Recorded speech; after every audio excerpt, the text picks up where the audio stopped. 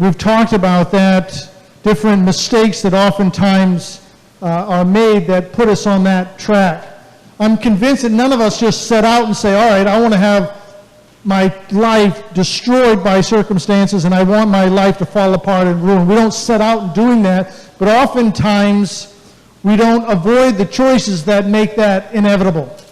So the first week, way back, we talked about how one of those mistakes that will lead to a ruined life is through resisting authority.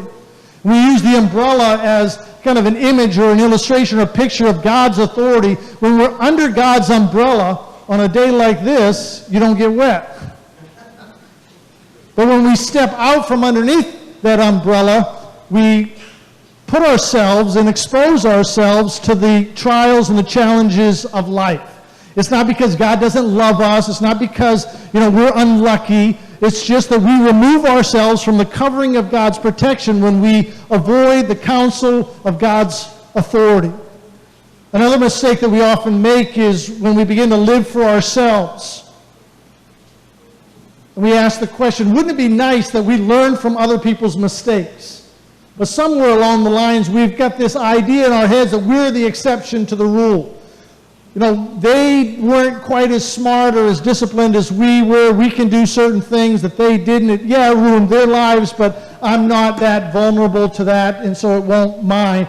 And I can still live for myself and not have it ruin my life. And we saw how the smartest guy on the planet, Solomon, still struggled when he lived for himself. Another mistake that we talked about was speaking before you think.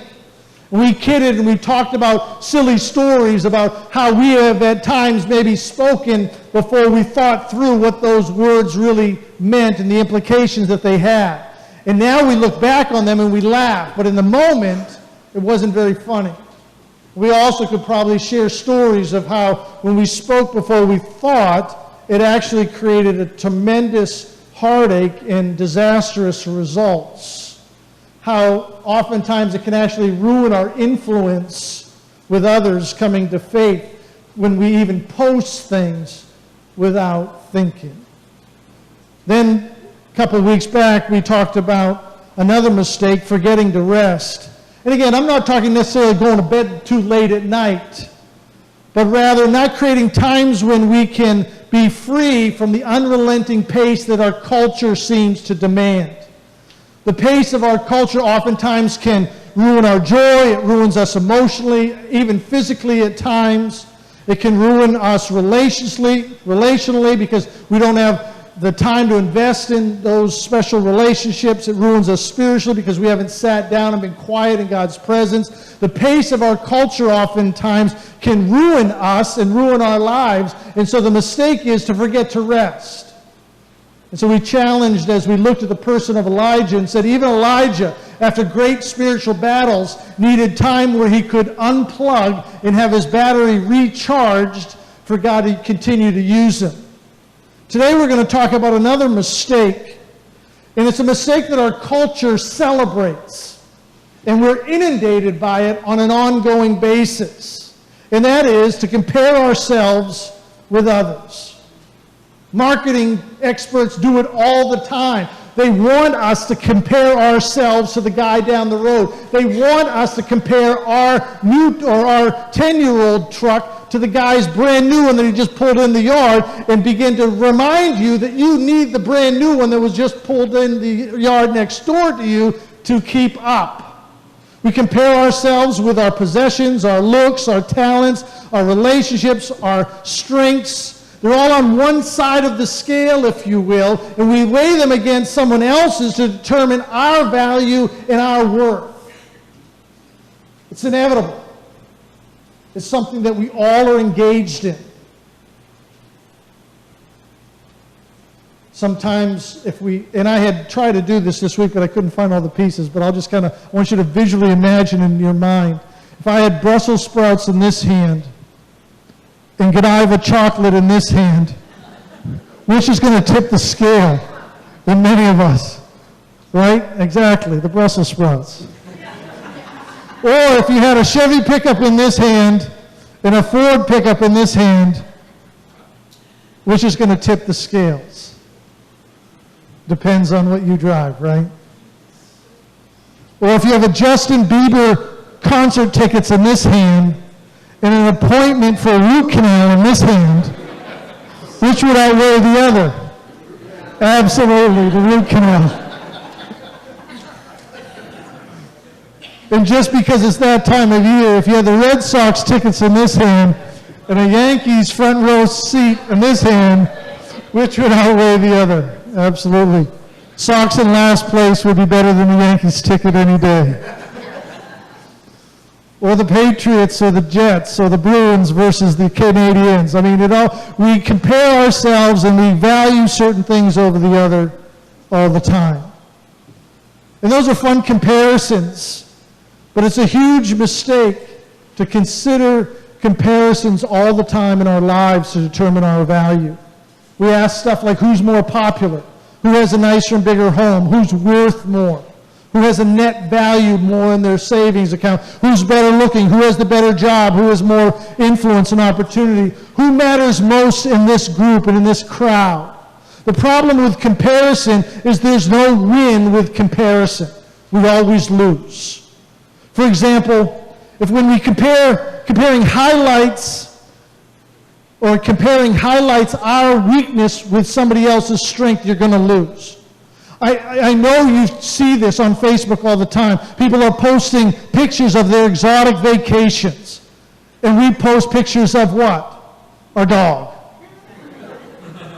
But our uncle is in Belize, or our uncle is in Italy, and they're posting all these pictures on Facebook. And it seems like they're always something, going somewhere, doing something. And we post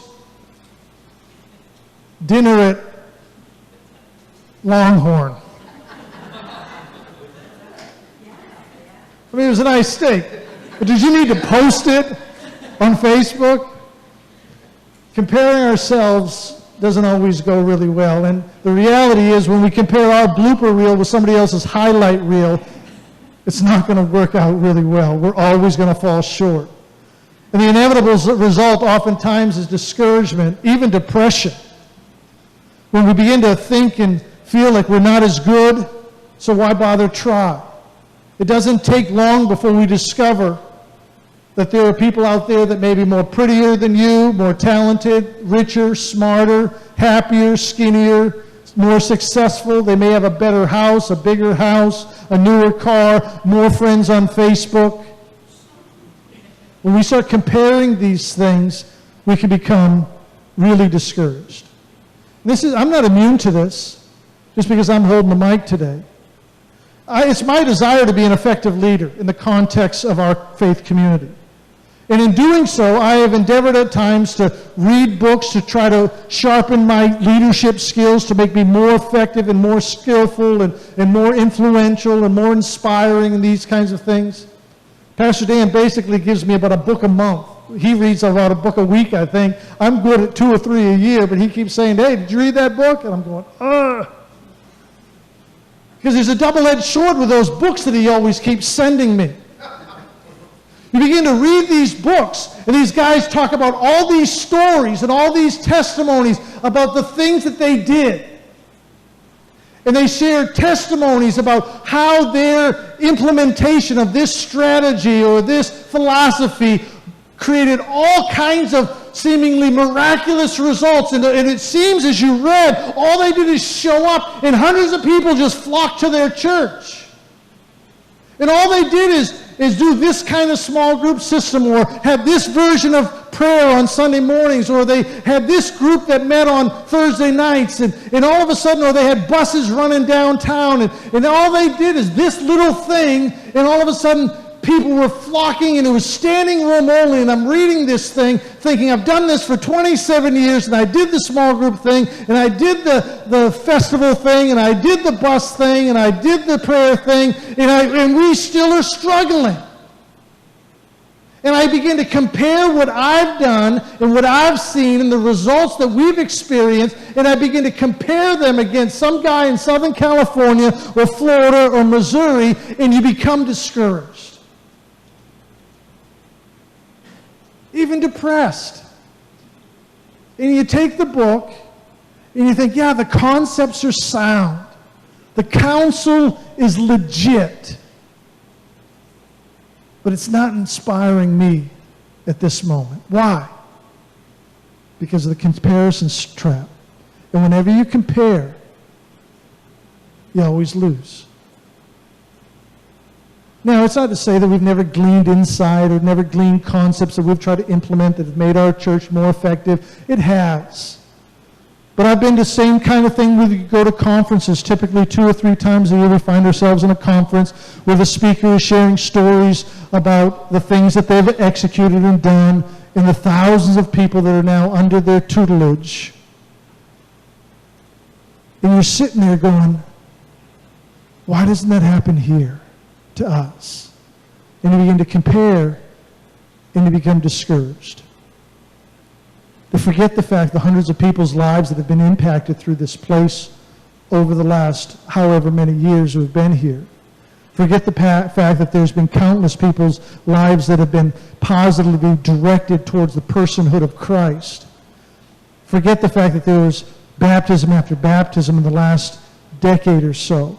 But when we compare ourselves to our blooper reel, to someone's highlight reel, we fall short every single time. There's no win with comparison. We always lose. Now, even on the other side of the coin, when we compare our strengths to someone's weaknesses, we lose there too. Comparing our strengths to someone's weaknesses isn't a healthy strategy either, because it's just as destructive. Now, granted, it may not lead to discouragement and depression, but it certainly has a sense or a tendency to lead towards deception and pride. When we begin to sit there and go, no, I'm not, maybe not the skinniest, and I may be, not the prettiest, but I know others that are carrying more than I am, and I'm in better shape than them, and it makes us feel better. Or maybe I can't sing like Mason, but at least I can stay on key, and that's more than I could say for the guy who was sitting behind me today. There was nobody sitting behind me today, right there, so I'm safe with that. When we compare ourselves, our strengths to someone's weaknesses, we lose as well. Now, granted, I may not have a house on the ocean, but at least I have a house, and I'm not trapped in some apartment someplace, right? We still lose because we have the tendency to then to embrace pride into our lives. Irma Bombeck, she's an author. She writes this: Lord, if I can't be thin, please make my friends all look fat.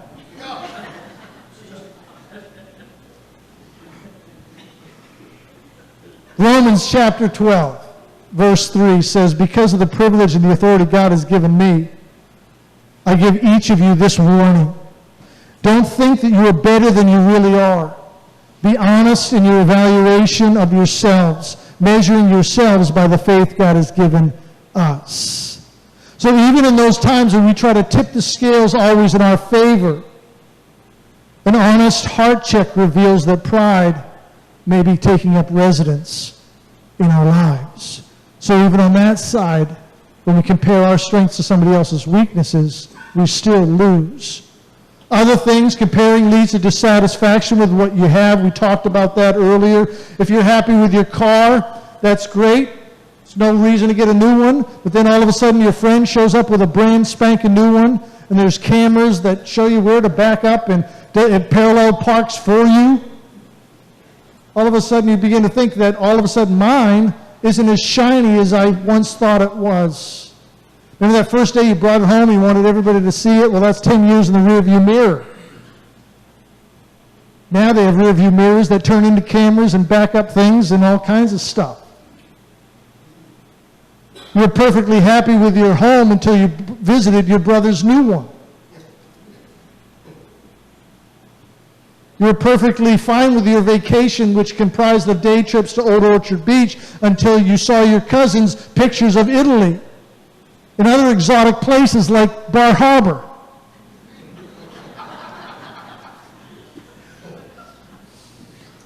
You were perfectly happy with your salary until you discover that the new girl that they just hired is making more than you, and you've been there for 10 years. Comparing yourselves to others leads to dissatisfaction with what you have. Comparing yourselves, it also leads to unhealthy competition. I'm telling you what, there used to be a day when a perfectly acceptable birthday party comprised of a few kids from the school coming together at someone's home, and ice cream and cake is served. And the kids went home full of sugar, your kids got a couple presents, and everybody was happy. Today, some birthday parties rival the family festival that we're going to put on next Sunday. You thought having invitations that had Spider-Man put on the cover was good, and then you even had enough sense to couple the theme with a Spider-Man cake and a couple Spider-Man gifts. Until you found out the lady down the road in your same neighborhood brought Spider-Man. And dudes jumping off the roof and swinging from trees. And all of a sudden, your Spider-Man cake from Hannaford looks pretty lame, even with the best cream option selected. And it leads to unhealthy competition. The problem with comparison is there's no win. You always lose. So why make such a big deal about this? It really is, the question is what drives our insatiable appetite to be better than the person beside us. If you really mine down this whole idea that drives comparison, we've got to ask ourselves that question. Why are we so driven to be better than the guy in the next cubicle, the next yard, the next seat? Why? Because there's something in all of us where we want to feel like we're okay. Every one of us is looking for someone or to something to tell us that we're okay. It's just a part of who we are. We want to feel competent. We want to feel desirable. We want to feel accepted. We want to feel loved. And so if we see others of significance and of worth, and all of a sudden we can compare ourselves and even come close to where they are, then we begin to remind ourselves that we have a fighting chance to be valuable and worthwhile as well. If we're needed, if we're indispensable at work, if everybody's calling on us and needs us, then we feel like we're worth something, we're of significance. And that we're okay. Because if we weren't okay, then they wouldn't be calling me in to do overtime or to lead that project or to train that new person or to show up over here for this special endeavor, this special project. If we weren't okay, then they wouldn't be coming to my house for the parties because I can host the largest ones. Which begs the question, who or what am I going to get or going to use as my reference point to tell me that I am okay? For some of us, it's Dad. If Dad would just say, I'm proud of you, you're doing a good job, all would be perfect in our world. For some, it's your boss, because that's where you have been told and taught your whole life is where significance comes from.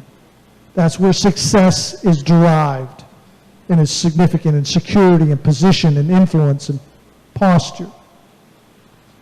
For some, it's your GPA. It's your ranking, if you will, within the school.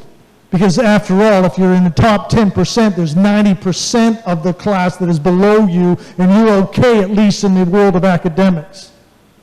Last week we were with my brother-in-law, and he was teasing about his position in his class. Over and over, he kept saying, I ended up 6 in my high school class when it came to academics. Which is pretty impressive. 6. Until you find out there were 6 in his class.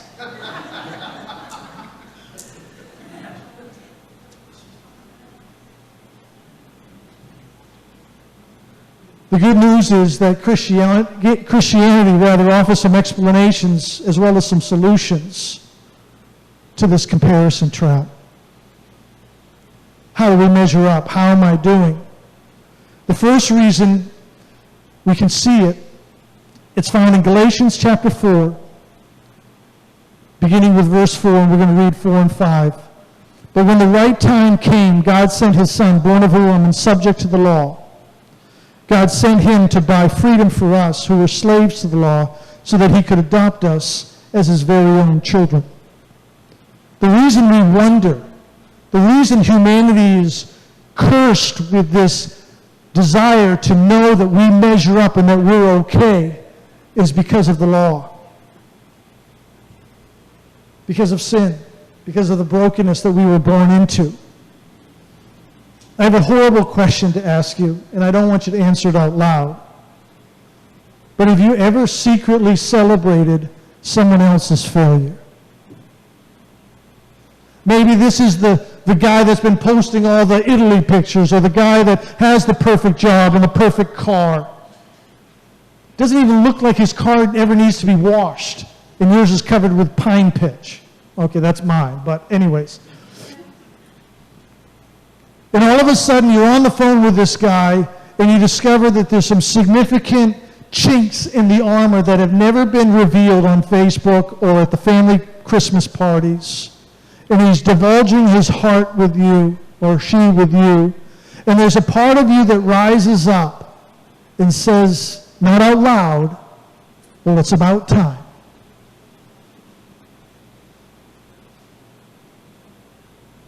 Now you know what I have to deal with. Now you know the challenges that I deal with all the time, Mr. Whoever. Or maybe you find out that your boss just got checked into rehab. And there's a part of you that said, well, good for you, Mr. High and Mighty. I guess you aren't as perfect and flawless as you carry yourself to be as you put your thumb on my head. Have there ever been a time, deep down, when we celebrate someone else's failures?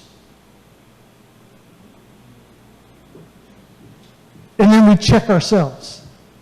And we think, man, that is ugly. That's a part of me that I hope no one ever sees or knows about or hears, because it's ugly. Who told you that it was ugly? The scripture says in Romans that the law simply shows us how sinful we are.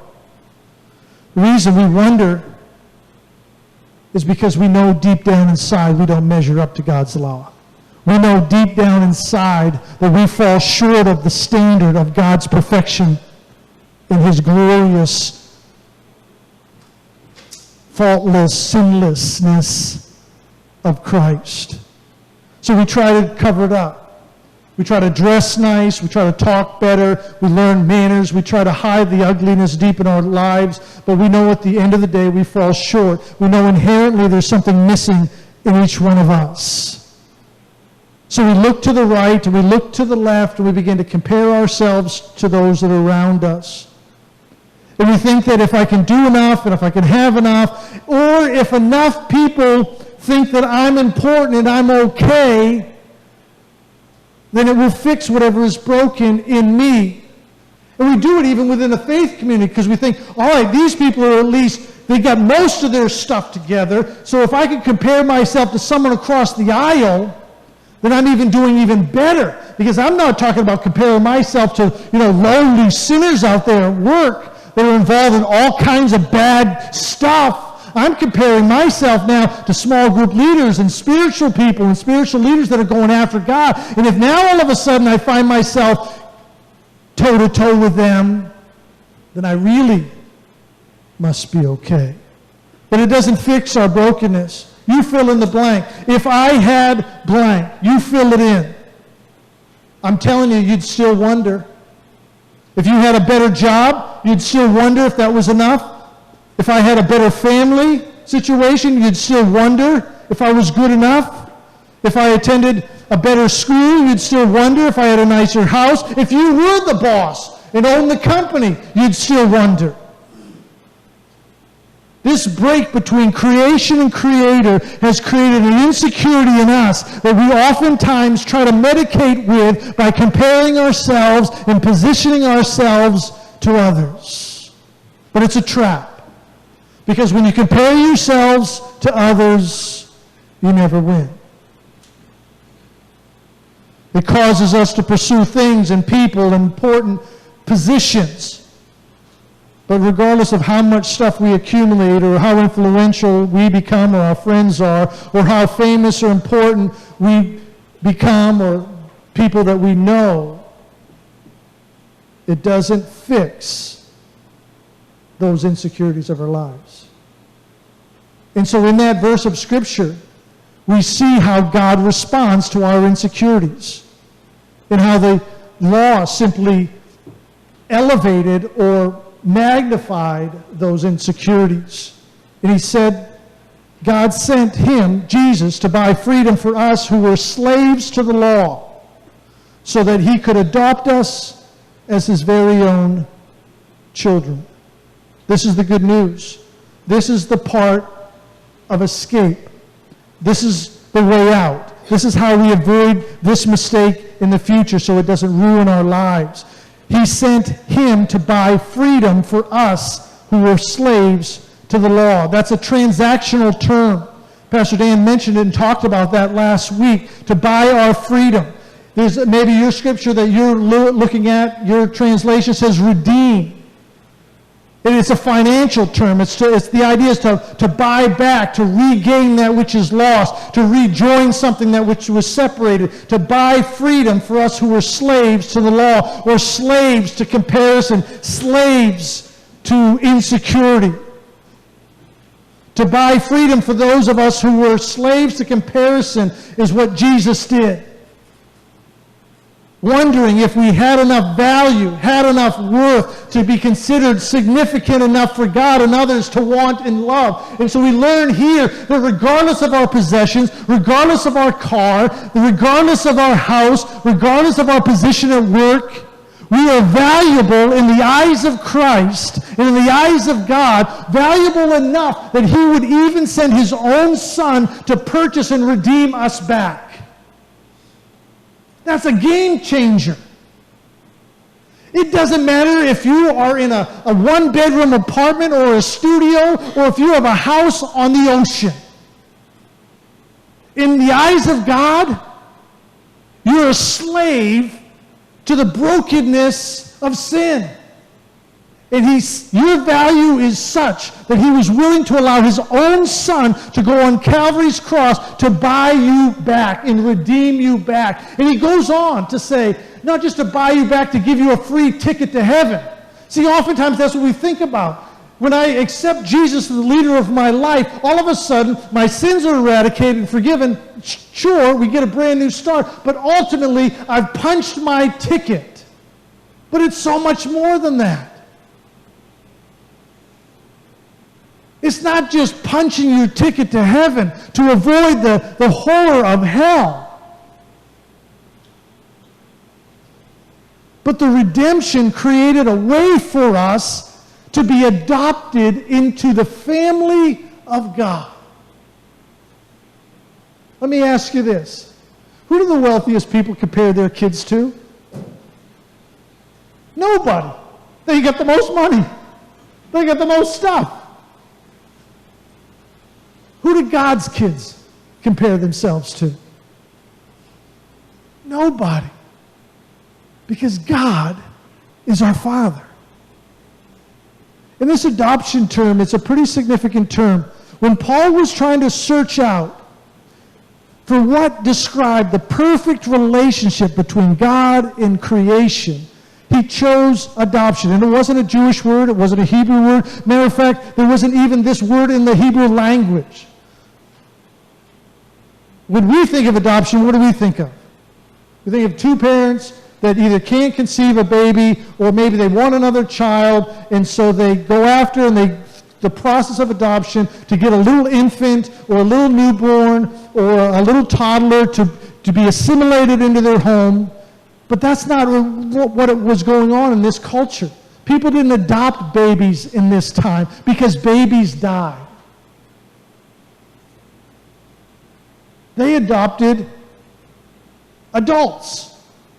Oftentimes, if they saw that their kids were, if someone was wealthy and they saw that their kids were spoiled and they weren't responsible to inherit the lands and the titles and the influence that they would be bestowed because of that bloodline, they would adopt someone that became a close family friend that saw themselves, or they saw them as someone who was responsible, who could manage the wealth well or the positions well and carry on the legacy of what they were trying to establish or build. So adults oftentimes were adopted. You get a letter in the mail saying so-and-so adopts you, and it was a good day.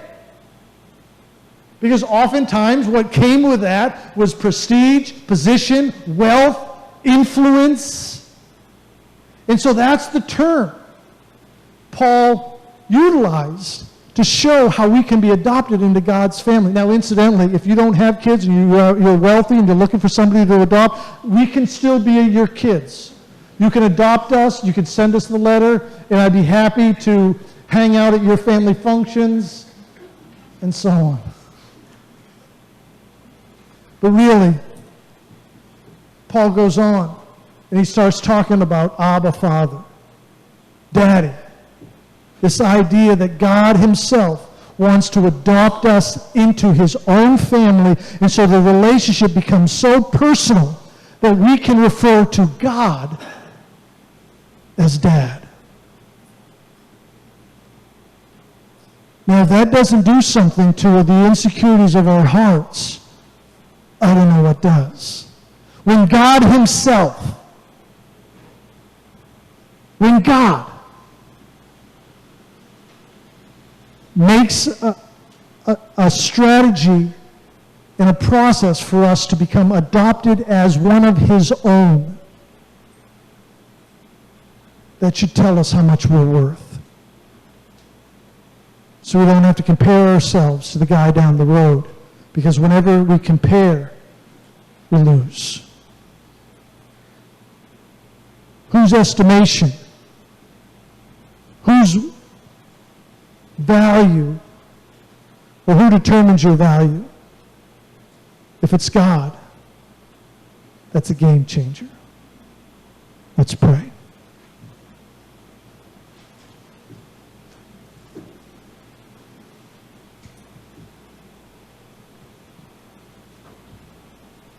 I'm just going to ask you to close your eyes and bow your heads. We're going to be wrapping things up in just a minute. The band's going to come play, and they're going to do a closing song.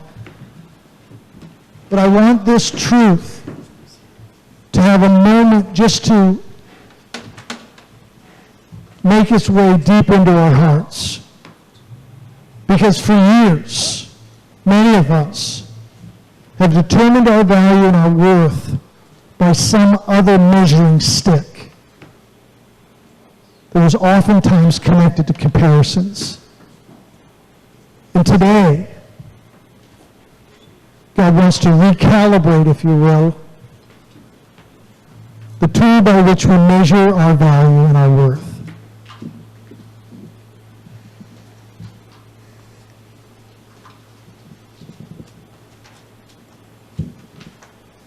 And disarm the trap of comparison. Lord, I pray even now, right now, the reality of your love would penetrate deep into each one of us. Your love. Your love. How it's unconditional, how it's unrelenting, how it's unfailing.